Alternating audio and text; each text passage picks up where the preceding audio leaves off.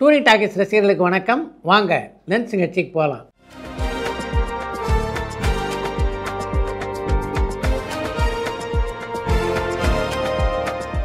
என்னம்மா முதல் கேள்வி?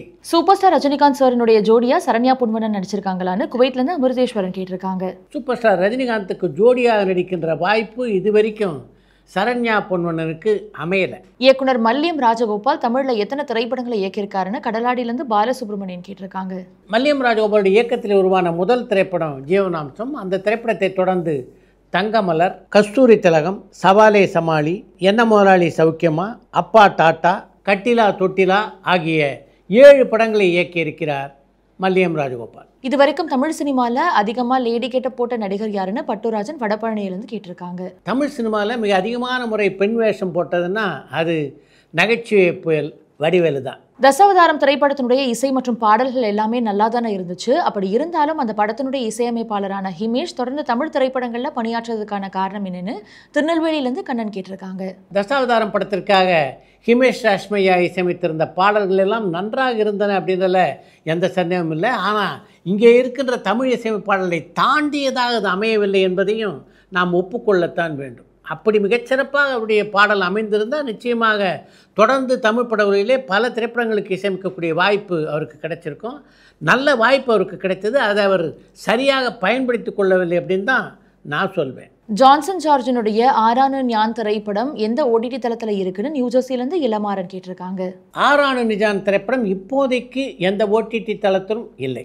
இன்டர்வல் பிளாக்கோட ரிலீஸ் ஆன முதல் தமிழ் திரைப்படம் என்னன்னு கேஜிஎஃப்லேருந்து லிவிங்ஸ்டன் கேட்டிருக்காங்க. தமிழில் வெளியான முதல் பேசும் படம் காளிதாஸ் அப்படின்றது உங்களுக்கு நல்லா தெரியும். அந்த திரைப்படத்திற்கே இடைவேளை இருந்தது. கே பாலச்சந்தர் சாரினுடைய பூவா தலையான்ற திரைப்படத்தில் எஸ் வரலட்சுமி மேமனுடைய கதாபாத்திரத்தில் ஆண்களும் பெண்களும் போட்டியிடக்கூடாது, அப்படியே போட்டியிட்டாலும் ஆண்கள் தான் வெல்லணும், பெண்கள் வெல்லக்கூடாதுன்ற மாதிரியான ஒரு வசனம் அமைஞ்சிருக்கும். கே பாலச்சந்தர் சார் மாதிரியான உலக புகழ்பெற்ற ஒரு இயக்குனர்னால எப்படி இதை அனுமதிக்க முடிஞ்சதுன்னு நியூயார்க்லேருந்து சரவணன் கேட்டிருக்காங்க. பூவா தலையா வெளியான காலகட்டத்தில் சமுதாய அமைப்பு எப்படி இருந்தது அப்படின்னு தான் பார்க்கணும்.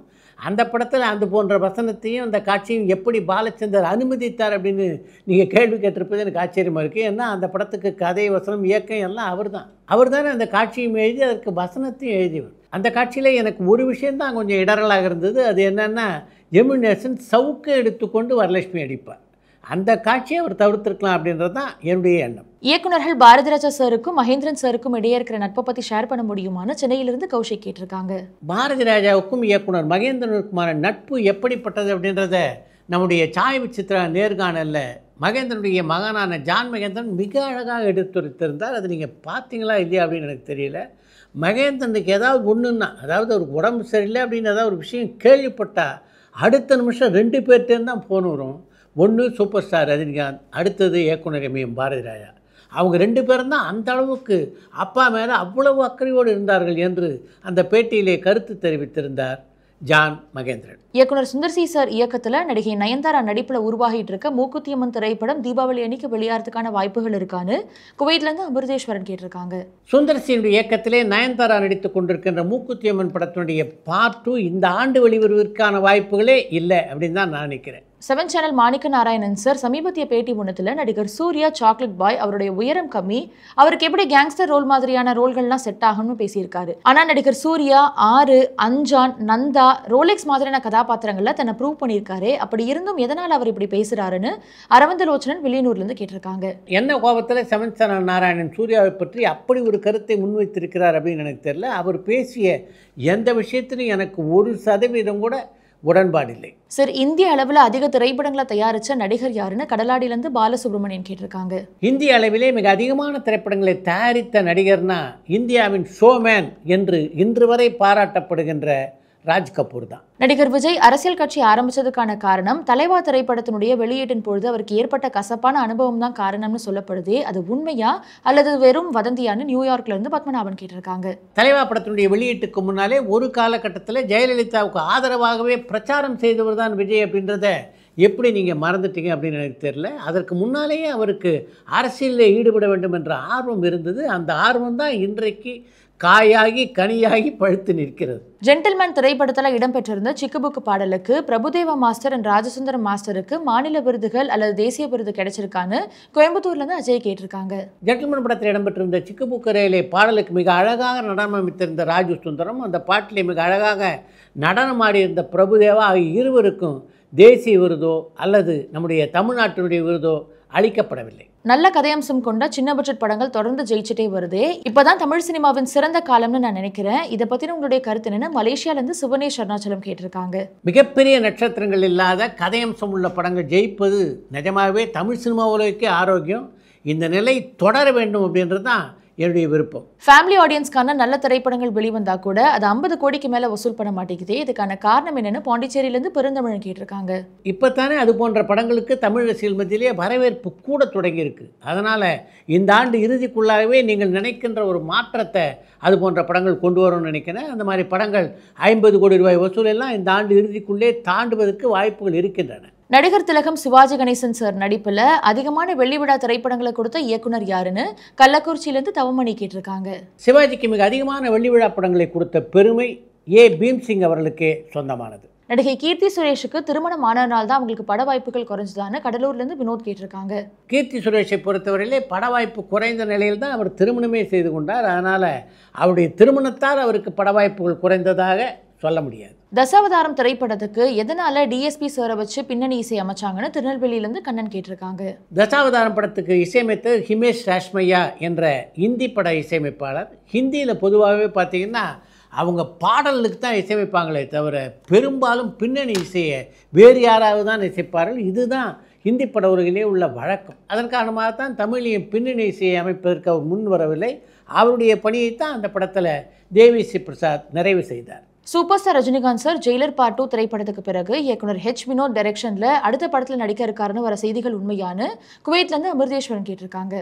ஜெயிலர் திரைப்படத்துக்கு பின்னாலே ரஜினிகாந்த் யாருடைய இயக்கத்தில் நடிக்க இருக்கிறார் அப்படின்றது இதுவரையிலே உறுதி செய்யப்படவில்லை.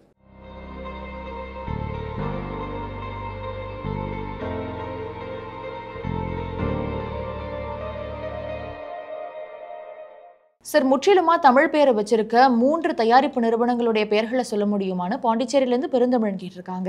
இயக்குனர் தங்கர் பச்சான் தமிழ் மொழியின் மீது எந்த அளவுக்கு நேசம் வைத்திருப்பார் அப்படின்றது உங்களுக்கு நல்லா தெரியும். அவர் தங்கர் திரைக்களம் என்ற பெயரில் தான் சிதம்பரத்தில் ஒரு அப்பாசாமி என்ற படத்தை தயாரித்தார். அவருக்கு அடுத்து பார்த்திங்கன்னா இயக்குனர் வி சேகர். திருவள்ளுவர் கலைக்கூடம் என்ற நிறுவனத்தின் சார்பிலே அவர் பல வெற்றி படங்களை தயாரித்தார். காலம் மாறி போச்சு, வீட்டோட மாப்பிள்ளை, விரலுக்கேற்ற வீக்கம், வரவு வெட்டனா, செலவு பத்தனா போன்ற படங்கள் அவருடைய இயக்கத்திலே அந்த நிறுவனத்தில் தான் தயாராகின. அதே மாதிரி தமிழிலே பெயர் வைத்திருந்த இன்னொரு திரைப்பட நிறுவனம்னா அது அஞ்சுகம் கலைக்கூடம். அந்த நிறுவனத்தின் சார்பில் தான் கலைஞருடைய எழுத்திலே பாசக்கிளிகள் என்ற படம் உருவானது. அடுத்து இன்று ஒரு தகவல். ஸ்டைலான ரஜினிகாந்த், மிகச்சிறப்பாக நடிக்கக்கூடிய ரஜினிகாந்த். இந்த 2 ரஜினிகாந்தில் உங்களுக்கு யாரை பிடிக்கும் என்று சூப்பர் ஸ்டார் ரஜினிகாந்துடைய மனைவியான லதா ரஜினிகாந்த் கிட்ட ஒரு பத்திரிகையாளர் கேட்டார். அதுக்கு லதா ரஜினிகாந்த் சொன்ன பதில் என்ன தெரியுமா? சூப்பர் ஸ்டாரை பொறுத்த வரைக்கும் அப்படி தனித்தனியாக அவர் பிரிக்க முடியாது, 2ம் கலந்த ஒரு கலவை தான் அவர். அவர் ஒரு நேச்சுரல் ஆர்டிஸ்ட். எதையும் கற்றுக்கொண்டவரோ அல்லது தன்னை நடிகராக மாற்றிக்கொண்டவரோ இல்லை. அவர் எது செய்தாலும் அதில் இயற்கையான ஒரு வெளிப்பாடு இருக்கும். அவருக்குள்ளே ஒரு அற்புதமான நடிகர் எப்போதும் விழித்து கொண்டே இருப்பார். அவர் என்ன மாதிரியான படங்கள் பண்ணாலும் அதில் ஒரு தனித்துவம் தெரிகின்ற மாதிரி அவர் பார்த்து கொள்வார். நடிப்பில் என்ன தான் அசத்தினாலும் ஸ்டைல் இல்லாமல் அவரை பார்க்கவே முடியாது. காளியாக வந்தார்னா கூட அதில் ஒரு ஸ்டைல் இருக்கும். இந்த ஸ்டைல் இருக்க அது இறைவன் அவருக்கு அளித்த வரம் என்று அந்த பத்திரிகையாளருக்கு மிக அழகாக பதில் சொல்லியிருந்தார் லதா ரஜினிகாந்த். நீங்கள் பேசுகிறதுக்கு கஷ்டப்பட்ட படம் ஏதாவது உண்டா? நேதாஜி. அந்த படம். அந்த டைரக்டர் என்ன பண்ணாருன்னா அன்எடிட்டடாக கொண்டு வந்தார். அன்எடிட்டடாக எவ்ரி ஷாட்டில் அவர் என்னை கற்று வச்சார். உங்களுடைய திரைப்பயணத்தில் 2002 2003க்கு அப்புறம் ஒரு கேப்பு. 2006 என்னமோ எனக்கு கேரளாவில் ஒரு சின்ன யூனியன் ப்ராப்ளம் இருந்தது. Actually I don't deserve that. எந்த காலகட்டத்தில் நடிக்கலான்னு ஸ்டேஜாக தோணுச்சு? கண்டு கொண்டேன் அதில் ஒரு மாடல் யாரோ நடிச்சிட்டு இருந்தாங்க போல இருக்கு. பட் அது வந்து he was not happy, so she couldn't do justice to that role. சின்ன 2 சீன் தான். எப்படி இந்த சங்கர் இயக்கத்தில் நண்பன் நடிச்சு? அந்த பிரசவம் எடுக்கிற மாதிரி ஒரு சீன் இருக்கும். அதாவது இப்போ சங்கர் சார் இங்கே தான் உட்காந்துருக்காருன்னு வச்சுக்கோங்களேன். ஒன் மோர் போயிட்டு இருந்தது. ஸோ எனக்கும் தெரியல எதுக்கு ஒன் மோர் போகிறாங்கன்னு. பரபரப்பான சினிமா செய்திகள், நட்சத்திரங்களின் பேட்டிகள், சினிமா வரலாறு ஆகியவற்றை பார்க்கவும் படிக்கவும் உங்களுக்கான இணையதளம் tourantalkies.co.